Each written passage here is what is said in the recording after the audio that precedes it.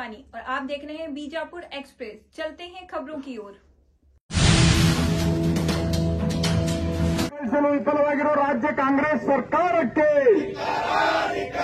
ಮುಖ್ಯಮಂತ್ರಿ ಸಿದ್ದರಾಮಯ್ಯನವರಿಗೆ बोलो भारत माता की, बोलो भारत माता की, ಅದೇ ಭಾರತ್ ಮಾತಾ ಕಿ. ರೈತರಿಗೆ ಗೊಬ್ಬರವನ್ನು ಪೂರೈಸಿ ವಿಫಲವಾಗಿರುವ ರಾಜ್ಯ ಕಾಂಗ್ರೆಸ್ ಸರ್ಕಾರಕ್ಕೆ, ಕಾಂಗ್ರೆಸ್ ಸರ್ಕಾರಕ್ಕೆ ಧಿಕ್ಕಾರ ಧಿಕ್ಕಾರ. ನಮ್ಮ ಜಿಲ್ಲಾಧ್ಯಕ್ಷರಾದ ಗುರುಲಿಂಗಪ್ಪನ ಅಂಗಡಿಯವರಿಗೆ ಜಿಲ್ಲೆಯ ಪರವಾಗಿ ತಮ್ಮೆಲ್ಲರ ಪರವಾಗಿ ತುಂಬ ಹೃದಯ ಸ್ವಾಗತವನ್ನು ಬಯಸ್ತೇನೆ. ಅದೇ ರೀತಿ ಶಾಸಕರಾದ ಶ್ರೀ ಅರುಣ್ ಶಾಪುರ್ ಸಾಹೇಬರಿಗೂ ಕೂಡ ನಾನು ತುಂಬ ಹೃದಯದ ಸ್ವಾಗತವನ್ನು ಬಯಸ್ತೇನೆ. ರೈತ ಮೋರ್ಚಾ ರಾಜ್ಯ ಕಾರ್ಯದರ್ಶಿಗಳು ಆಗಮಿಸಿದರೆ ಅವರಿಗೂ ಕೂಡ ನಾನು ತುಂಬ ಹೃದಯ ಸ್ವಾಗತವನ್ನು ಬಯಸ್ತೇನೆ. ಅದೇ ರೀತಿಯಾಗಿ ನಾಗಠಾಣ ವಿಧಾನಸಭಾ ಕ್ಷೇತ್ರದ ಮುಖಂಡರಾದ ಸಂಜೀವನ ಐಹೊಳೆ ಅವರಿಗೂ, ಸಂಜಯ್ ಪಾಟೀಲ್ ಕನಮಡಿ ಅವರಿಗೂ ಹಾಗೂ ಎಲ್ಲ ನಮ್ಮ ಮಹೇಂದ್ರ ನಾಯಕ್ ಅವರಿಗೂ, ರವಿಕಾಂತ್ ಬಗಲಿ ಅವರಿಗೂ, ಮಹಾನಗರ ಪಾಲಿಕೆ ಸದಸ್ಯರು ರಾಹುಲ್ ಜಾಧವ್ ಅವರಿಗೂ, ಮಹಿಳಾ ಮೋರ್ಚಾ ಎಲ್ಲ ಪದಾಧಿಕಾರಿಗಳಿಗೂ ಕೂಡ ನಾನು ತುಂಬ ಹೃದಯದ ಸ್ವಾಗತವನ್ನು ಬಯಸ್ತೇನೆ. ಈಗ ಸಭೆಯನ್ನು ಉದ್ದೇಶಿಸಿ ಶಾಸಕರಾದ ಅರುಣ್ ಶಾಪುರ್ ಸಾಹೇಬರು ಮಾತನಾಡಬೇಕಂತ ಕೇಳ್ಕೊಳ್ತೀನಿ. ಒಂದು ವೇಳೆ ಕರ್ನಾಟಕ ರಾಜ್ಯದಲ್ಲಿ ಕಾಂಗ್ರೆಸ್ ಸರ್ಕಾರ ಬಂದು 2 ವರ್ಷ ಗತಿಸಿದೆ. ಕಾಂಗ್ರೆಸ್ ಅಧಿಕಾರಕ್ಕೆ ಬಂದ ನಂತರ ತನ್ನ ರೈತ ವಿರೋಧಿ ಧೋರಣೆಗಳಿಂದ ರೈತರನ್ನ ಸಂಕಷ್ಟಕ್ಕೀಡು ಮಾಡುವಂತ ಕೆಲಸ ಮಾಡ್ತಾ ಇದೆ. ಈ ದೇಶದ ಹೆಮ್ಮೆಯ ಪ್ರಧಾನಮಂತ್ರಿ ನರೇಂದ್ರ ಮೋದಿ ಅವರು ರೈತರ ಆದಾಯವನ್ನ ನಾವು ದ್ವಿಗುಣಗೊಳಿಸ್ತೇವೆ ಅನ್ನೋ ಕಾರಣಕ್ಕಾಗಿ ಸಾಕಷ್ಟು ರೈತ ಪರವಾಗಿರುವಂತ, ಕೃಷಿಕರ ಪರವಾಗಿರುವಂತ ಯೋಜನೆಗಳು ಕೊಡುವಂತ ಸಂದರ್ಭದಲ್ಲಿ ಸಂವಿಧಾನಬದ್ಧವಾಗಿ ರಾಜ್ಯದ ಪಟ್ಟಿಯಲ್ಲಿರುವಂತಹ ಕೃಷಿ, ಕಂಕರೆಂಟ್ ಪಟ್ಟಿಯಲ್ಲಿರುವಂತಹ ಕೃಷಿ ರಾಜ್ಯ ಸರ್ಕಾರದ ಗುರುತರವಾಗಿರುವಂತಹ ಜವಾಬ್ದಾರಿ ಇದೆ. ದುರ್ದೈವ ಏನು ಅಂತ ಹೇಳಿದ್ರೆ ರಾಜ್ಯದಲ್ಲಿ ಇವರಿಗೆ ಬೇಕಾಗಿರುವಂತಹ ಗುಪ್ತಚರ ಇಲಾಖೆ ಇದೆಯಲ್ಲೋ ಗೊತ್ತಿಲ್ಲ, ಅವರ ಆಂತರಿಕವಾಗಿರುವಂತಹ ರಾಜಕಾರಣಕ್ಕಾಗಿ ಡಿಕೆ ಶಿವಕುಮಾರರ ಮೇಲೆ ಅವರ ಪಕ್ಷದ ಶಾಸಕರು ಯಾರು ಯಾವಾಗ ವಿರೋಧದ ಹೇಳಿಕೆ ಕೊಡ್ತಾರೆ ಅನ್ನೋದಕ್ಕೆ ಭಾವಿಸ್ಕೊಳ್ತಿದ್ದಾರೆ ಅಂತ ಭಾವಿಸ್ತೇನೆ. ರಾಜ್ಯದಲ್ಲಿ ಒಳ್ಳೆ ಮುಂಗಾರಾಗಿದೆ, ಮಳೆ ಚೆನ್ನಾಗಿ ಬರ್ತಿದೆ ಅಂತ ಗೊತ್ತಿದ್ರು ಕೂಡ ಒಂದು ಲೆಕ್ಕಾಚಾರ, ಮುಂದಾಲೋಚನೆಯನ್ನ ಮಾಡಿ ಇದಕ್ಕೆ ಬೇಕಾಗಿರುವಷ್ಟು ರಸಗೊಬ್ಬರಗಳನ್ನ, ಬೀಜವನ್ನ ಕೊಡದೇ ಇರುವಷ್ಟು ಅಶಕ್ತ ಸರ್ಕಾರ ಕರ್ನಾಟಕದಲ್ಲಿದೆ ಅಂತ ಹೇಳಿಕೆ ನಾಚಿಕೆ ಬರ್ತದೆ. ಅವ್ರಿಗೆ ಗೊತ್ತಿದೆ ಈ ರಾಜ್ಯದಲ್ಲಿ ಇವತ್ತು ಚೆನ್ನಾಗಿ ಮಳೆಯಾಗಿದೆ, ಸಾಕಷ್ಟು ದೊಡ್ಡ ಪ್ರಮಾಣದಲ್ಲಿ ರೈತರು ತೊಗರಿಯಿಂದ ಮೆಕ್ಕೆಜೋಳಕ್ಕೆ ಹೋಗ್ತಿದ್ದಾರೆ. ಆ ಮೆಕ್ಕೆಜೋಳಕ್ಕೆ ಹೋಗಿರುವಂತಹ ಸಂದರ್ಭದಲ್ಲಿ ಬಹಳ ದೊಡ್ಡ ಪ್ರಮಾಣದ ಯೂರಿಯಾದ ಅಗತ್ಯತೆ ಆಗ್ತಿತ್ತು ಅನ್ನುವಂಥದ್ದು ರಾಜ್ಯದಲ್ಲಿ ಆಡಳಿತ ನಡೆಸೋರು ಗೊತ್ತಿತ್ತೋ ಇಲ್ಲೋ ಅನ್ನೋಂಥದ್ದು ಮೊದಲು ಬಹಿರಂಗಪಡಿಸಲಿ. ಸನ್ಮಾನ್ಯ ಸಿದ್ದರಾಮಯ್ಯನವ್ರಿಗೆ ಒಂದು ರೋಗ ಶುರುವಾಗಿದೆ, ಚಟ. ಏನಾದರೂ ಕೇಂದ್ರದ ಕಡೆಗೆ ಕೈ ತೋರಿಸೋದು. ಸ್ವಾಮಿ, ಎಲ್ಲದಕ್ಕೂ ಕೇಂದ್ರದ ಕಡೆಗೆ ಕೈ ತೋರಿಸೋದು. ಅದರ ಯಾವ ಕಾರಣಕ್ಕಾಗಿ ನೀವು ಇಲ್ಲಿ ಕೂತ್ಕೊಂಡಿದ್ದೀರಿ, ರಾಜೀನಾಮೆ ಕೊಟ್ಟು ಮನೆಗೆ ಹೋಗಿ ಅನ್ನುವಂತ ಮಾತನಾಡ್ತೇನೆ. ಸನ್ಮಾನ್ಯ ಸಿದ್ದರಾಮಯ್ಯನವ್ರೆ, ಈ ರಾಜ್ಯದ ಮುಖ್ಯಮಂತ್ರಿ ಯಾಕೆ ರೈತರ ಪರವಾಗಿ ನಿಮಗೆ ಜವಾಬ್ದಾರಿ ಇಲ್ವಾ? ನೀವು ಈ ರಾಜ್ಯದಲ್ಲಿ ರಸಗೊಬ್ಬರ ಬೇಕಾಗ್ತದೆ ಅಂತ ಹೇಳಿ ಪತ್ರ ಬರೆದಿದ್ದೀನಿ, ಯಾರ ಪತ್ರ ಅಂತ ಮಾತನ್ನು ಹೇಳ್ತಿದ್ದಾರೆ. ಒಬ್ಬ ಜವಾಬ್ದಾರಿತ ಸ್ಥಾನದಲ್ಲಿರುವಂತಹ ಮುಖ್ಯಮಂತ್ರಿ ಕೇಂದ್ರಕ್ಕೆ ಪತ್ರ ಬರೆದಿದ್ದೀನಿ, ಅವ್ರು ಕೊಡದೇ ಇದ್ರೆ ನಾನು ದೂಷಣೆ ಮಾಡ್ಕೊಂಡು ಕೂತ್ಕೊಳ್ತೀನಿ ಅಂತೇಳಿ ಈನ ರಾಜಕಾರಣಕ್ಕೆ ರಸಗೊಬ್ಬರದ ಕೊರತೆ ಉಂಟು ಮಾಡುವ ಹಾಗೆ ಮಾಡಿ ಇವತ್ತು ಅವರು ಮೊಸಳೆ ಕಣ್ಣೀರು ಹಾಕ್ತಾರೆ. ನಾವು ಬರೆದಿದ್ದೀವಿ, ನಮಗೆ ರಸಗೊಬ್ಬರ ಬರ್ತಾ ಇಲ್ಲ ಅಂತೇಳಿ. ಬಂಧುಗಳು, ನಿಮ್ಮೆಲ್ಲರಿಗೂ ಗೊತ್ತಿದೆ ಕರ್ನಾಟಕ ರಾಜ್ಯಕ್ಕೆ ಈ ಹಂಗಾಮಿನಲ್ಲಿ ಬರಬೇಕಾದಂತ ರಸಗೊಬ್ಬರದ ಪ್ರಮಾಣ ಬಂದಿದೆ. ಕೇಂದ್ರ ಸರ್ಕಾರ ಬಹಳ ಸ್ಪಷ್ಟವಾಗಿ ಹೇಳಿದೆ, ಇಡೀ ವರ್ಷಕ್ಕೆ ಬೇಕಾಗಿರೋ ಅಂಕಿಅಂಶ ಹೇಳ್ತಿದ್ದಾರೆ ಸನ್ಮಾನ್ಯ ಮುಖ್ಯಮಂತ್ರಿಗಳು. ಸನ್ಮಾನ್ಯ ಮುಖ್ಯಮಂತ್ರಿಗಳೇ, ವರ್ಷದ ಪೂರ್ತಿ ಹಿಂಗಾರು ಮುಂಗಾರು ಸೇರಿ ಏನ್ ಡಿಮ್ಯಾಂಡ್ ಕೊಟ್ಟಿದ್ರಿ, ಅದರೊಳಗೆ ಈ ಹಂಗಾಮಿಗೆ ಬೇಕಾಗಿರುವಷ್ಟು ರಸಗೊಬ್ಬರವನ್ನು ಕೊಡುವಂತ ಕೆಲಸ ಕೇಂದ್ರ ಸರ್ಕಾರ ಮಾಡಿದೆ. ಆದ್ರೆ ನೀವೇನ್ ಮಾಡಿದ್ರಿ, ಅದನ್ನ ಕಾಳಸಂತೆಕೋರರ ಪರವಾಗಿ ಹೋಗ್ಲಿಕ್ಕೆ ಅವಕಾಶ ಮಾಡಿಕೊಟ್ಟು ಇವತ್ತು ರೈತ ಸೊಸೈಟಿಗಳಿಗೆ ಹೋದ್ರೆ ರಸಗೊಬ್ಬರ ಇಲ್ಲ, ಯೂರಿಯಾ ಇಲ್ಲ. ಆದ್ರೆ ಅದೇ ರೈತ ಆ ಅಂಗಡಿಗಳಿಗೆ ಹೋಗಿ ಹಿಂಭಾಗದಿಂದ ಹೋದ್ರೆ 500-600 ರೂಪಾಯಿಗೆ ಒಂದು ರಸಗೊಬ್ಬರವನ್ನು ಕೊಡುವಂತ, ಒಂದು ಚೀಲನ್ನು ಕೊಡುವಂತ ಕೆಲಸ ಮಾಡ್ತಿದಾರಲ್ಲ, ಇದರ ಮಾಹಿತಿ ಸನ್ಮಾನ್ಯ ಮುಖ್ಯಮಂತ್ರಿಗಳು ನಿಮ್ಗಿಲ್ವಾ? ನಿಮ್ ಕೃಷಿ ಇಲಾಖೆಯವ್ರಿಗಿಲ್ವಾ? ಇದೆಲ್ಲವೂ ಗೊತ್ತಿದೆ. ಈ ಒಂದು ಕಾಳಸಂತೆಕೋರರ ಹಿಂದೆ, ಈ ಒಂದು ಕಾಳಸಂತೆಕೋರರ ಗುರುವಾಗಿ ಸನ್ಮಾನ್ಯ ಮುಖ್ಯಮಂತ್ರಿಗಳು ಕರ್ನಾಟಕ ಸರ್ಕಾರದ ಅನ್ನುವಂಥ ಗುರುಪರವಾಗಿರುವಂತಹ ಆರೋಪ ಮಾಡ್ಲಿಕ್ಕೆ ಇಚ್ಛೆ ಪಡ್ತಾನೆ. ಬಂಧುಗಳೇ, ಆ ರೀತಿ ಕಂಡವರ ಪಾಲಾಗ್ತಿರುವಂತಹ ಯೂರಿಯಾ ಗೊಬ್ಬರ ನಿನ್ನೆ ಎಲ್ಲಿ ಗುಂಡ್ಲುಪೇಟೆನಲ್ಲಿ ಆ ಯೂರಿಯಾ ಗೊಬ್ಬರವನ್ನ ಕೇರಳಕ್ಕೆ ಸಾಗಾಣಿಕೆ ಮಾಡುವಂತ ಸಂದರ್ಭದೊಳಗ ಇವತ್ತು ಹಿಡಿಯುವಂತ ಕೆಲಸ ಆಗಿದೆ. ಸಿಕ್ಕ ಒಬ್ಬ ಕಳ್ಳ ಒಂದು ಲೋಡ್ ಲಾರಿ, ಆದ್ರೆ ಎಷ್ಟು ಪ್ರಮಾಣದಲ್ಲಿ ಈ ರೀತಿ ಕಾಲ ಸಂತೆಕೋರರ ಪಾಲಾಗಿ ಅದು ಇಲ್ಲಿಂದ ಸರಬರಾಜು ಆಗಿದೆ ಅನ್ನುವಂಥದ್ದು ಬಹಳ ದೊಡ್ಡ ಪ್ರಶ್ನೆ ಇದೆ. ಕರ್ನಾಟಕದ ರೈತರನ್ನ ಕೊಂದು ನೀವು ಕರ್ನಾಟಕ ರೈತರಿಗೆ ಅನ್ಯಾಯ ಮಾಡಿ ಅಲ್ಲಿ ನಿಮ್ಮ ಅಧಿನಾಯಕಿ ಸೋನಿಯಾ ಗಾಂಧಿ ಅವರ ಮಕ್ಕಳು ರಾಹುಲ್ ಗಾಂಧಿ, ಪ್ರಿಯಾಂಕಾ ಗಾಂಧಿ ಅವರಿಗೆ ಅಲ್ಲೊಂದು ರಾಜಕೀಯ ಬದುಕು ಕೊಟ್ಟರು ಅನ್ನೋ ಕಾರಣಕ್ಕಾಗಿ ಕೇರಳದ ಋಣವನ್ನು ತೀರಿಸುವ ಸಲುವಾಗಿ ಕೆಲಸ ಮಾಡ್ತಿದ್ದಾರೆ ಅನ್ನುವಂಥದ್ದನ್ನ ಈ ರಾಜ್ಯದ ಜನತೆ ನಿಮ್ಮನ್ನು ಕೇಳ್ತಿದ್ದಾರೆ ಅನ್ನುವಂಥದ್ದು ರಾಜ್ಯದ ಜನತೆಗೆ ಉತ್ತರ ಕೊಡಬೇಕಾಗುತ್ತೆ ಸಿದ್ದರಾಮಯ್ಯವರು ಅನ್ನುವಂತ ಮಾತನ್ನು ಈ ಸಂದರ್ಭದಲ್ಲಿ ಹೇಳ್ತಾರೆ. ಇವತ್ತು ರೈತ ಏನೋ ಈ ಬಾರಿ ಮಳೆ ಚೆನ್ನಾಗಿದೆ ಅಂತ ಹೇಳಿದ್ರೆ ಇವರು 2 ವರ್ಷದಿಂದ ಕಳಪೆ ಬೀಜ ಸಪ್ಲೈ ಮಾಡಿದ್ರು. ಈಗ ಈ ಬಾರಿ ಗೊಬ್ಬರದ ಕೊರತೆಗಾಗಿ ಅಂದ್ರೆ ದೇವರು ಹೊರೆ ಕೊಟ್ಟರು ಪೂಜಾರಿ ಹೊರೆ ಕೊಡ್ಲಿಲ್ಲ ಅನ್ನೋ ರೀತಿಯಲ್ಲಿ ಆ ಭಗವಂತ ಕರ್ನಾಟಕ ರಾಜ್ಯಕ್ಕೆ ಒಳ್ಳೆಯ ಮಳೆಯನ್ನೇ ಕೊಟ್ಟರು ಕೂಡ ಇವರು ಗೊಬ್ಬರ ಕೊಡೋದನ್ನ ಅನ್ಯಾಯ ಮಾಡ್ತಿದ್ದಾರೆ ಅನ್ನೋಂಥ ಮಾತನ್ನು ಈ ಸಂದರ್ಭದಲ್ಲಿ ಹೇಳ್ತಾ ಎಲ್ಲಿವರೆಗೆ ಹೋರಾಟ ಅಂದ್ರೆ ರೈತರಿಗೆ ನ್ಯಾಯ ಸಿಗುವವರೆಗೂ ಹೋರಾಟ ಮಾಡುತ್ತೆ ಭಾರತೀಯ ಜನತಾ ಪಾರ್ಟಿ ಅನ್ನುವಂತಹ ಮಾತನ್ನು ಹೇಳಿ 2 ಮಾತು ಮುಗಿಸ್ತಾನೆ. ಧನ್ಯವಾದಗಳು. ಇವತ್ತು ಬಿಜಾಪುರ ಜಿಲ್ಲೆಯ ಭಾರತೀಯ ಜನತಾ ಪಕ್ಷದ ಎಲ್ಲ ಭಾರತೀಯ ಜನತಾ ಪಕ್ಷದ ಪದಾಧಿಕಾರಿಗಳು ಕಾರ್ಯಕರ್ತರು ಇವತ್ತು ಬಿಜಾಪುರದಲ್ಲಿ ಕಾಂಗ್ರೆಸ್ ಸರ್ಕಾರ ವಿರುದ್ಧ ಹೋರಾಟವನ್ನು ಹಮ್ಮಿಕೊಂಡಿದ್ದೆವು. ಈ ಹೋರಾಟ ರಾಜ್ಯದಲ್ಲಿ ಬಹಳಷ್ಟು ನಡೀತಾ ಇದೆ. ಇವತ್ತು ರೈತರಿಗೆ ಆಗ್ತಕ್ಕಂಥ ಅನ್ಯಾಯ ಏನ್ ರಸಗೊಬ್ಬರದ ಕೊರತೆ ಆಗೈತೆ ರಾಜ್ಯದಲ್ಲಿ. ಇವತ್ತು ಕೇಂದ್ರ ಸರ್ಕಾರ ಸಾಕಷ್ಟು ರಸಗೊಬ್ಬರ ಕಳಿಸಿದ್ರು ಕೂಡ ಇವತ್ತು ರಾಜ್ಯದಲ್ಲಿ ರಸಗೊಬ್ಬರದ ಆಕಾರ. ಇವತ್ತು ನಮ್ಮ ರಾಜ್ಯದ ರಾಜ್ಯಾಧ್ಯಕ್ಷ ಅಂತ BY ವಿಜೇಂದ್ರ ಅವರು ಇವತ್ತು ಹೋರಾಟ ನಂಬಿಕೊಂಡ್ರು ರಾಜ್ಯದಲ್ಲಿ. ಅದೇ ರೀತಿ ನಮ್ಮ ರಾಜ್ಯದ ರೈತ ಮೋರ್ಚಾ ಜಿಲ್ಲಾ ರಾಜ್ಯಾಧ್ಯಕ್ಷ ಆದಂತ ಯಶಪಾಲ್ ನಡಾಳಿ ಅವರ ಹೋರಾಟ ನಿಜವಾಗಿ ಕೂಡ ಇಬ್ಬರು ನಾಯಕರಿಗೆ ನಾವು ಧನ್ಯವಾದ. ಯಾಕಂದ್ರೆ ಯಾವಾಗ ಹೋರಾಟ ಹಮ್ಮಿಕೊಂಡ್ರು ಅವಾಗ ರಾಜ್ಯ ಸರ್ಕಾರ ಎಚ್ಚರಾಯಿತು. ಇವತ್ತು ಅವೆಲ್ಲ ನೋಡ್ತಾ ಇದ್ದೀವಿ ಪತ್ರಿಕೆ ಮೂಲಕ. ಇವತ್ತು ಕೇಳಕ್ ಹೋಗ್ತಕ್ಕಂಥ ಗೊಬ್ಬರದ ಒಂದು 2 ನಂಬರ್ ಗೊಬ್ಬರ ಕಳಿಸ್ತಕ್ಕಂಥ ಏನು ವ್ಯವಹಾರ ಇತ್ತು ಇವತ್ತು ಕಂಡಿಡಿದ್ದಾರೆ, ಸಿಕ್ಕಿದ್ದಾರೆ. ಇವತ್ತು ಒಟ್ಟಾಗಿ ಇವತ್ತು ರಾಜ್ಯ ಸರ್ಕಾರ ರೈತರ ಕೆಲಸ ಮಾಡ್ತಾ ಇದೆ. ಇವತ್ತು ವಿಶೇಷವಾಗಿ ನಾನು ಹೇಳಕ್ಕೆ ಇಚ್ಛೆ ಪಡ್ತೀನಿ, ಇವತ್ತು ಮುಖ್ಯಮಂತ್ರಿ ಒಂದು ದಿಕ್ಕು ಹೋಗ್ತಾ ಇದ್ದಾರೆ, ಉಪಮುಖ್ಯಮಂತ್ರಿ ಒಂದು ದಿಕ್ಕ. ಇವರಿಬ್ಬರ ಮುಖ್ಯಮಂತ್ರಿಗಳ ಗುದ್ದಾಟದಿಂದ ಇವತ್ತು ರಾಜ್ಯನ ಬಡವಾಗೈತೆ, ರೈತರು ಬಡವಾಗೈತಾರ.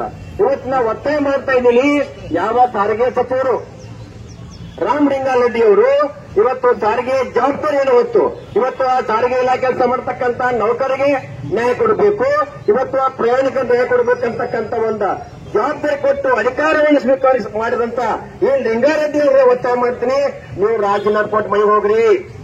ಇವತ್ತು ಯಾವ ಕಾರ್ಮಿಕ ಸಚಿವ ಸಂತೋಷ್ ಲಾಡ್ ಇವತ್ತು ದೇಶವೇ ಇವತ್ತು ಜಗತ್ತವೇ ನಮ್ಮ ನರೇಂದ್ರ ಮೋದಿಜಿಯವರ ಬಗ್ಗೆ ಅಪಾರವಾದಂತಹ ಪ್ರೀತಿ ಇಟ್ಕೊಂಡು ಅವರ ದೇಶಭಕ್ತಿಯನ್ನ ಕೊಂಡಾಡ್ತಾ ಇದ್ದಾರೆ.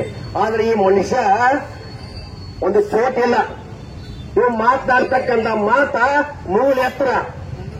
ಕಾರ್ಮಿಕ ಸಚಿವರಂತ ನಮ್ಮ ರೆಡ್ಡಿ ಅಬ್ದುಲ್ ಲಾಡ್ ಅವರೇ, ನಾ ಕ್ವಶನ್ ಮಾಡ್ತಾ ಇದ್ದೀನಿ, ಇವತ್ತು ಕಾರ್ಮಿಕ ಸಚಿವರಾಗಿ ಇವತ್ತು ಏನು ಸಾರಿಗೆ ಇಲಾಖೆಯಲ್ಲಿ ಕೆಲಸ ಮಾಡತಕ್ಕಂತ ಕಾರ್ಮಿಕರ ನ್ಯಾಯ ಕೊಡಬೇಕು. ಇವು ನಿಮಗೆ ಕಾರ್ಮಿಕರ ಬಗ್ಗೆ ನ್ಯಾಯ ಕೊಡಕ್ಕಾಗೋದಿಲ್ಲ ಅಂದ್ರೆ ನೀವು ಕಾರ್ಮಿಕ ಇಲಾಖೆಯಲ್ಲಿ ಯಾಕೆ ನೀವು ಸಚಿವ ಇಲಾಖೆ ಕೆಲಸ ಮಾಡ್ತಾ ಇದ್ದೀರಿ?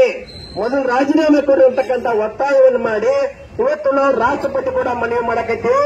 ಈ ಸರ್ಕಾರ ಎಲ್ಲಿವರೆಗೆ ಇರ್ತೈತಿ, ಈ ಕಾಂಗ್ರೆಸ್ ಎಲ್ಲಿವರೆಗೆ ಇರ್ತೈತಿ, ಅಲ್ಲಿವರೆಗೆ ಜನ ಬೀದಿಗೆ ಬರ್ತಾರ. ಇವತ್ತು ನೋಡ್ತಾ ಇದೀವಿ ನಾವು, ದಿನನಿತ್ಯ ಓಡಾಡಬೇಕು, ದಿನನಿತ್ಯ ಸ್ಟ್ರೈಕ್, ಗುತ್ತಿಗೆದಾರ ಓಟ ಒಂದಲ್ಲ. ಇವತ್ತು ಅನ್ನಭಾಗ್ಯ ಮೂಲಕ ಏನು ಅಕ್ಕಿ ಬರ್ತೈತಿ, ಕೇಂದ್ರದ ಅಕ್ಕಿ ನಿಮ್ಮ ಅಕ್ಕಿಲ್ಲ, ಆ ಕೇಂದ್ರದ ಅಕ್ಕಿ ಬರ್ತಕ್ಕಂಥ ಟ್ರಾನ್ಸ್ಪೋರ್ಟ್ ಬಿಲ್ ಕೊಡಕ್ಕಾಗೋದಲ್ಲ ನಿಮ್ಗೆ. ನೀವೇನು ಮಾಡ್ತಾ ಇದೀರಿ? ಈ ಬಿಜಾಪುರದಲ್ಲಿ ಮಾನ್ಯ ಕಾರ್ಪೊರೇಷನ್ ಸ್ಟ್ರೈಕ್ ಕೂತ್ರ ಪುಣ್ಯಾತ್ಮ ಕಾಂಗ್ರೆಸ್ ಒಬ್ಬ ಶಾಸಕರು ಬರಲಿಲ್ಲ, ಅವ್ರ ಧ್ವನಿ ಕೂಡಿಸಿ ಸಪೋರ್ಟ್ ಮಾಡಲಿಲ್ಲ. ಇವತ್ತು ಎಲ್ಲಿ ನೋಡುವ ಹೋರಾಟ, ಎಲ್ಲಿ ನೋಡಿ ಸ್ಟ್ರೈಕ್ ನಡೀತಾ ಇದೆ. ಇದೇ ರೀತಿ ಮುಂದುವರೆದ ರಾಜ್ಯದ ಪರಿಸ್ಥಿತಿ ಹೋಗ್ತದೆ. ಮುಖ್ಯಮಂತ್ರಿ ಸಿದ್ದರಾಮಯ್ಯನವರೇ, ನಾನು ನಿಮಗೆ ಕೇಳ್ತಾ ಇದ್ದೀನಿ, ಒಟ್ಟು ರಾಜ್ಯದ ಇತಿಹಾಸದಲ್ಲಿ ನೀವು 60% ಸಾಲ ಮಾಡಿರಿ, ಸುಮಾರು 7 ಲಕ್ಷ ರೂಪಾಯಿ ಇವತ್ತು ಸಾಲ ತೆಗೆದುಕೊಂಡಂತ ಮುಖ್ಯಮಂತ್ರಿ ಅವರೇ ಏನ್ ಮಾಡ್ತಾ ಇದ್ದೀರಿ? ಸಾಲ ಮಾಡಿಲ್ಲ, ಸಾಲ ಮಾಡಿ ಏನ್ ಮಾಡಬೇಕು? ಡೆವಲಪ್ಮೆಂಟ್ ಆಗ್ಬೇಕು. ಒಂದು ಉದಾಹರಣೆಯಾಗಿ ಒಂದು ಮನಿ ತಗೊಂಡ್ರೆ ಆ ಮನಿ ಹಿರಿಯ ಜವಾಬ್ದಾರಿ ಇತ್ತಂದ್ರೆ ಆ ಮನಿ ಸಾಲ ಮಾಡಿ ಅಂದಂಗಿಲ್ಲ ನಾವು. ಆ ತಮ್ಮ ಒಪ್ಕೋತಾರೆ, ಅನ್ನ ಸಾಲ ಮಾಡಿ ಹೊಲ ತಗೊಂಡ್ರ ಅನ್ನ ಸಾಲ ಮಾಡಿ ಫ್ಯಾಕ್ಟ್ರಿ ಕಟ್ಟಿದ್ರೆ ಅಂದ್ರೆ ಮುಂದಿನ ದಿನಮಾನದಲ್ಲಿ ಮರಿ ಮಕ್ಕಳಿಗೂ ಕೂಡ ಆ ಮನೆತನದ ಭವಿಷ್ಯಕ್ಕಾಗಿ ಸಾಲ ಮಾಡಿ ಹೋಗ್ತಿದ್ರು. ಇವತ್ತು ಕೇಂದ್ರ ಕ್ವಶನ್ ಮಾಡ್ತಾ ಇದ್ರಿ, ನರೇಂದ್ರ ಮೋದಿ ಅವರ ಸಾಲ ಮುಂದಿನ ಭವಿಷ್ಯಕ್ಕಾಗಿ ಸಾಲ ಆಗ್ತಾ ಇದೆ. ರಾಜ್ಯದ ಸಾಲ ಮುಂದಿನ ರಾಜ್ಯವನ್ನ ಸಾರ್ವಕೋಟಕ್ಕೆ ಸಿಲುಕಿ ಬದುಕಲಿಕ್ಕಾಗಲಿ ಅಂತ ವಾತಾವರಣ ಹೋಗ್ತಕ್ಕಂತ ಒಂದು ಸಾಲ ಮಾಡ್ತಾ ಇದ್ದೀರಿ. ಅದಕ್ಕೆ ನಾ ಎಚ್ಚರಿಕೆ ಕೊಡ್ತಾ ಇದ್ದೀನಿ. ಇವತ್ತು ನೀವಾಗಿ ರಾಜ್ಯವನ್ನು ಹೋಗುತ್ತೀನಿ ಅಂತಕ್ಕಂಥ ಒಂದು ಒತ್ತಾಯವನ್ನು ಮಾಡಿ ವಿಶೇಷವಾಗಿ ಇವತ್ತು ನಮ್ಮ ರೈತ ಮುಖಂಡ ರಾಜ್ಯಾಧ್ಯಕ್ಷ ನಡ್ಡಯ್ಯವರ ಕ್ಷೇತ್ರದ ಸಂಗಮಕ್ಕ ಬೊಮ್ಮೆಯವರು ಕೂಡ ಇವತ್ತು ಮುಖ್ಯಭಾಗದ ಪರವಾಗಿ ಇವತ್ತು ನಮ್ಮ ರಾಜ್ಯಾಧ್ಯಕ್ಷ ಪರವಾಗಿ ಅವರು ಕೂಡ ಮಾತನಾಡಬೇಕಂತ ಮನವಿಯನ್ನು ಮಾಡಿಕೊಂಡು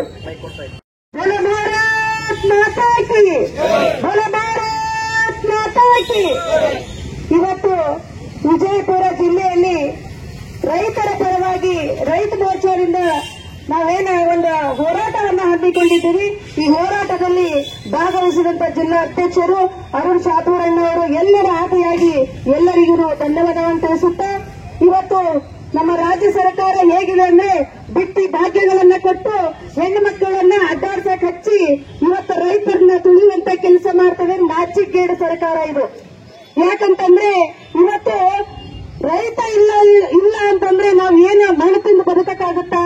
ಇವತ್ತು ದೇಶದ ಬೆನ್ನೆಲುಬು ರೈತ ಅಂತ ನೀವು ಭಾಷಣ ಮಾಡ್ತಾ ಇದ್ದೀರಿ. ತಿಳ್ಕೋಬೇಕು, ಪ್ರತಿಯೊಬ್ಬರು ತಿಳ್ಕೋಬೇಕಾದಂತ ವಿಷಯ ಇದು. ಇವತ್ತು ರಾಜ್ಯ ರೈತ ಮೋರ್ಚಾದ ಅಧ್ಯಕ್ಷರಾಗಿರುವಂತಹ ಸನ್ಮಾನ್ಯ ಶ್ರೀ ಎಸ್ ಪಾಟೀಲ್ ನಡಾಳಿ ಸಾಹೇಬರು ಪ್ರತಿ ಜಿಲ್ಲೆ ಪ್ರತಿ ತಾಲೂಕಿಗೆ ಹೋಗಿ ಪ್ರತಿಯೊಬ್ಬ ರೈತನ ಪರವಾಗಿ ಇವತ್ತು ಧ್ವನಿ ಎತ್ತಾ ಇದ್ದಾರಲ್ಲ, ಅದನ್ನ ನಾವು ತಿಳ್ಕೋಬೇಕಾಗ್ಯದ. ರೈತರು ಕೂಡ ಅಷ್ಟೇ. ಇವತ್ತು ಯಾರು ನಿಮ್ಮ ಪರವಾಗಿ ಕೆಲಸ ಮಾಡ್ತಾ ಇದ್ದಾರೆ, ಯಾರು ನಿಮ್ಮ ಪರವಾಗಿ ನಿಂತಿದ್ದಾರೆ? ಕೇಂದ್ರ ಸರ್ಕಾರದಲ್ಲಿ ಮೋದಿಜಿಯವರು ತಮ್ಮ ರೈತರಿಗೋಸ್ಕರ ಎಷ್ಟೊಂದು ಒಂದೊಂದು ತಮ್ಮ ಒಂದು ಪ್ರೀತಿ ವಾತ್ಸಲ್ಯದಿಂದ ಒಂದು ಸಂಸ್ಥೆಯನ್ನ ತೆಗೆದುಹಾಕಿ ಇವತ್ತು ರೈತರ ಬಗ್ಗೆ ಕಳಕಳಿ ಇಟ್ಟುಕೊಂಡು ರೈತರಿಗೆ ಪ್ರತಿಯೊಂದು ಅವರ ಮನೆ ಮುಟ್ಟುವಂತ ಕೆಲಸವನ್ನ ಮಾಡ್ತಾ ಇದ್ದಾರೆ. ತಿಳ್ಕೋಬೇಕಾಗಿದೆ. ಇವತ್ತು ಕೇಂದ್ರ ಸರ್ಕಾರ ಆಗಲಿ ಒಂದು ರೈತರ ಬೆನ್ನೆಲುಬಾಗಿ ನಿಂತಿದೆ. ಆದ್ರೆ ನಮ್ಮ ರಾಜ್ಯ ಸರ್ಕಾರ ಏನ್ ಮಾಡ್ತಿದೆ ಅಂದ್ರೆ ಪ್ರತಿಯೊಬ್ಬರನ್ನ ತುಳಿಯುವಂತ ಕೆಲಸ ಮಾಡ್ತಾ ಇದೆ. ಬರೇ ಬಿಟ್ಟಿ ಭಾಗ್ಯಗಳನ್ನ ಕೊಡ್ತೀರಿ. ಎದಕ್ಕೋಸ್ಕರ ಅದು? ಯಾಕೆ ಬೇಕದು ನಮಗೆ? ಅದೇ ನಮಗೆ ನಮ್ಮ ಮನೆ ಉದ್ಧಾರ ಮಾಡುತ್ತಾ ಅಥವಾ ಮಕ್ಕಳ ಉದ್ಧಾರ ಮಾಡುತ್ತಾ? 2,000 ರೂಪಾಯಿ ಒಂದು ತಿಂಗಳು ಹಾಕಿ 4 ತಿಂಗಳು ಬಿಟ್ಟು ಅದನ್ನ ಗುಳುಮ ಮಾಡಿ ಇವತ್ತು 1 ತಿಂಗಳು ಹಾಕಿದಂತ 2,000 ರೂಪಾಯಿ ಹೆಣ್ಮಕ್ಳಿಗೆ 2,000 ರೂಪಾಯಿ ಭಾಗ್ಯ ಕೊಟ್ಟಿದ್ದೀವಿ ಅಂತ ಬೀಳ್ತಾ ಇರುವಂತ ನಿಮ್ಮ ಸರ್ಕಾರಕ್ಕೆ ನಾಚಿಕೆ ಬರಬೇಕು. ಇವತ್ತು ಹೆಣ್ಣು ಮಕ್ಕಳಿಗೆ ಎಷ್ಟೊಂದು ಬಳಸ್ಕೊತಾ ಇದ್ರಿ. ಒಂದು ಕಾರ್ಯಕ್ರಮ ಮಾಡಿದ್ರಿ, ನಿಮಗೆ ಬರ್ಲಿಕ್ಕೆ ಜನ ಇಲ್ಲ. ಆ ಹೆಣ್ಮಕ್ಳು ಯಾವ ರೀತಿ ಬಳಸ್ಕೊಂಡಿದ್ರು ಅಂತಂದ್ರೆ ಅಂಗನವಾಡಿ ಆಯಗಳನ್ನ ಅಂಗನವಾಡಿ ಕಾರ್ಯಕರ್ತರನ್ನ ಬಳಸ್ಕೊಂಡು ಒಂದೊಂದು ಕಾರ್ಯಕ್ರಮ ಮಾಡ್ತಿರಲ್ಲ. ನಿಮಗೆ ನಾಚಿಕೆ ಆಗ್ಬೇಕು ನಿಮ್ಮ ಜನ್ಮಕ್ಕೆ. ದಯವಿಟ್ಟು ಹೇಳ್ತೀನಿ ಈ ಮೂಲಕ ನಾವು ಇವತ್ತು ನಮ್ಮ ಜಿಲ್ಲೆಯಲ್ಲ, ಇದು ರಾಜ್ಯಾದ್ಯಂತ ಈ ಒಂದು ಹೋರಾಟ ಮುಂದುವರಿತದೆ. ರೈತರಿಗೆ ನಾವೆಲ್ಲರೂ ಬದುಕ್ತೀವಿ. ಇವತ್ತು ಆನ್ಲೈನ್, ಇವತ್ತು ಸಾಕಷ್ಟು ಟೆಕ್ನಾಲಜಿ ಮುಂದುವರೆದ್ರು ಕೂಡ ಅವರಿಂದ ಬದುಕಕ್ಕಾಗುತ್ತಾ? ನಮಗೆ ಆಗುದಿಲ್ಲ. ಅನ್ನ ದುಡಿದು ಇವತ್ತು ರೈತ ನಮಗೆ ಅನ್ನ ಕೊಟ್ಟರೆ ಮಾತ್ರ ನಾವು ಇಲ್ಲಿ ಮಾತಾಡ್ಲಿಕ್ಕೆ ನಿಲ್ಲಕ್ಕಾಗುತ್ತಾ? ಅದೇ ರೀತಿಯಾಗಿ ಈ ಹೋರಾಟ ಮುಂದುವರಿತದೆ. ನಮ್ಮ ಜಿಲ್ಲಾಧ್ಯಕ್ಷರು, ರೈತ ಮೋರ್ಚಾ ಅಧ್ಯಕ್ಷರು, ರಾಜ್ಯಾಧ್ಯಕ್ಷರಾಗಿ ಯಾವ ರೀತಿ ನಮಗೆ ಮಾರ್ಗದರ್ಶನ ಕೊಡ್ತಾರೆ ಆ ರೀತಿ ನಾವು ಹೋರಾಟ ಮಾಡಲಿಕ್ಕೆ ಸಿದ್ಧರಾಗಿದ್ದೀವಿ ಅನ್ನುವಂತ ಮಾತನ್ನ ಹೇಳಿ ನಮ್ಮ ಮಾತನ್ನ ಶಶಿಕುಮಾರ್ ಸರ್ ಅವರು ಮಾತಾಡ್ಬೇಕಂತ ಹೇಳ್ತಾರೆ. ಈ ಒಂದು ಹೋರಾಟದ ನೇತೃತ್ವವನ್ನು ವಹಿಸಿರುವಂತ ಜೆಡಿ ಅಂಗಡಿ ಅವರೇ, ಅದೇ ರೀತಿ ನಮ್ಮ ಹಿಂದಿನ ಶಾಸಕರಾದಂತ ಶಾಪುರ್ ಸರ್, ಅದೇ ರೀತಿ ಜಿಲ್ಲೆಯ ಎಲ್ಲ ಪದಾಧಿಕಾರಿಗಳೇ, ಇವತ್ತು ಏನಪ್ಪಾ ಅಂದ್ರೆ ನಾವು ರೈತ ಮೋರ್ಚಾ ವತಿಯಿಂದ ರಾಜ್ಯ ಸರ್ಕಾರದ ಏನು ರೈತ ವಿರೋಧಿ ಧೋರಣೆಗಳನ್ನ ತಾಳ್ತಾ ಇದೆ ಅದರ ವಿರುದ್ಧ ಇವತ್ತು ನಾವು ಈ ಜಿಲ್ಲೆಯಲ್ಲಿ ಹೋರಾಟವನ್ನು ಹಮ್ಮಿಕೊಂಡಿದ್ದೇವೆ. ನಾನು ಕೆಲವೊಂದು ಉದಾಹರಣೆಗಳನ್ನ ಕೊಡ್ತೀನಿ. ಈ ರಸಗೊಬ್ಬರದ ಒಂದೇ ಅಲ್ಲ, ಈ ಸರ್ಕಾರ ಬಂದ ಮೇಲೆ ನಮ್ಮ ಮೋದಿಯವರು ಕೊಡ್ತಾ ಇರುವಂತಹ ಸಮ್ಮಾನ್ ನಿಧಿಯ ಜೊತೆಗೆ ನಮ್ಮ ಯಡಿಯೂರಪ್ಪ ಸಾಹೇಬರು 4,000 ರೂಪಾಯಿ ಕೊಡ್ತಿದ್ರು. ಅದನ್ನ ಬಂದ್ ಮಾಡಿದ್ರು ಇವರು ಬಂದ ಮೇಲೆ. ಅದೇ ರೀತಿ ಯಡಿಯೂರಪ್ಪ ಸಾಹೇಬರು 4 ರೂಪಾಯಿ ಪ್ರೋತ್ಸಾಹನ ಕೊಡ್ತಿದ್ರು ಹಾಲಿಗೆ, ಅದನ್ನು ಬಂದ್ ಮಾಡಿದ್ರು. ಅದೇ ರೀತಿ ಟಿಸಿಗಳನ್ನ ಕುಂದಿರ್ಸಬೇಕಪ್ಪ ಅಂತಂದ್ರೆ ರೈತರಿಗೆ ಕರೆಂಟ್ ಬೇಕಾಗಿತ್ತಂದ್ರೆ ಫ್ರೀ ಆಗಿ ಕುಂದಿರ್ತಿದ್ರು ನಮ್ಮ ರಾಜ್ಯ ಸರ್ಕಾರದಲ್ಲಿ. ಇವರು ಬಂದ ಮೇಲೆ 2 ಲಕ್ಷ 3 ಲಕ್ಷ ಡಿಪಾಸಿಟ್ ಮಾಡಿಸ್ಕೊತಾ ಇದ್ದಾರೆ. ಅದೇ ರೀತಿ ನಮ್ಮ ಬೊಮ್ಮಾಯಿ ಸಾಗರ್ ಬಂದ ಮೇಲೆ ವಿದ್ಯಾನಿಧಿಯನ್ನು ತಗೊಂಡ್ಬಂದ್ರು ರೈತರ ಮಕ್ಕಳಿಗೆ, ಅದನ್ನು ಬಂದ್ ಮಾಡಿದ್ರು. ಈ ರೀತಿ ಇವು ಸರ್ಕಾರ, ಕಾಂಗ್ರೆಸ್ ಸರ್ಕಾರ ಬಂದ ಮೇಲೆ, ಸಿದ್ದರಾಮಯ್ಯ ಸರ್ಕಾರ ಬಂದ ಮೇಲೆ ರೈತ ಪರವಾದಂತ ಯಾವುದೇ ಯೋಜನೆಗಳು ಒಂದೇ ಒಂದು ಉದಾಹರಣೆ ಇಲ್ಲ. ಇವ್ರು ಕೊಡಬೇಕಾದ್ರೆ ಒಂದೇ ಒಂದು ಉದಾಹರಣೆ ಇಲ್ಲ. ಇವರು ನಾವು ನಮ್ಮ ಬಿಜೆಪಿ ಸರ್ಕಾರದಲ್ಲಿ ಕೊಟ್ಟಿರುವಂತಹ ಎಲ್ಲ ಯೋಜನೆಗಳನ್ನ ತೆಗೆದು ನಮ್ಮ ರೈತರ ಮೇಲೆ ದಬ್ಬಾಳಿಕೆ ಮಾಡಿದಂಗೆ ಮಾಡ್ತಾ ಇದ್ದಾರೆ. ಆದ್ರಿಂದ ನಾವು ಈ ಹೋರಾಟವನ್ನ ನೀವು ರೈತರಿಗೆ ನ್ಯಾಯ ಕೊಡಿಲ್ಲ ಅಂತಂದ್ರೆ ನಾವು ಈ ಹೋರಾಟವನ್ನು ಮುಂದುವರಿಸ್ತೀವಿ. ಈ ಸರ್ಕಾರವನ್ನು ಕಿತ್ತೊಗೆಯುವಾಗ ನಾವು ನಮ್ಮ ರೈತ ಮೋರ್ಚಾದಿಂದ ಪ್ರತಿಭಟನೆಯನ್ನು ಹಮ್ಮಿಕೊಳ್ತೀವಿ ಅಂತ ಹೇಳಿ ನನ್ನ ಎರಡು ಮಾತು.